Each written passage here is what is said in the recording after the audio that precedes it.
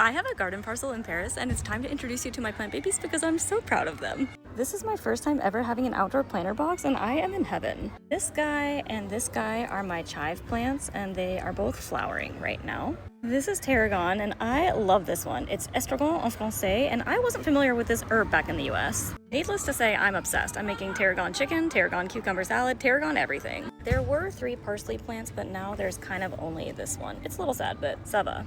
I have 3 basil plants and they are thriving. I have never been this successful with basil before in my life. I'm very proud of them because I don't know what I'm doing and I overwatered them at first and they all got very sickly and like yellow and they have made a comeback. Pesto is in my future. In between my basils, this is a surprise guest, and that is a Jerusalem artichoke. C'est un topinambour. And I also did not know what these were before moving to France, and now I love them. They're very, very good in soups. So even though he invited himself to the party, he gets to stay. Lemon balm and wild strawberries also invited them to the party, but because they smell so good and are edible, they get to stay.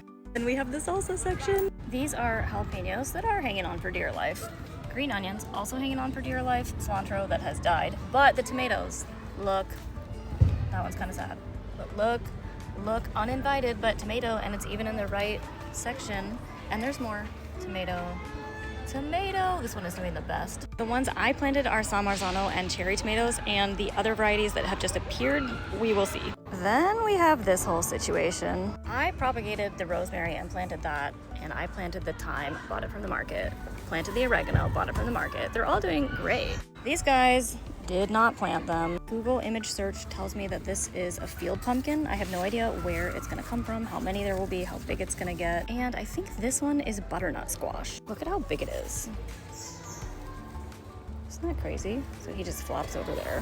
One more exciting thing. When you move aside this butternut squash, it's another surprise tomato plant.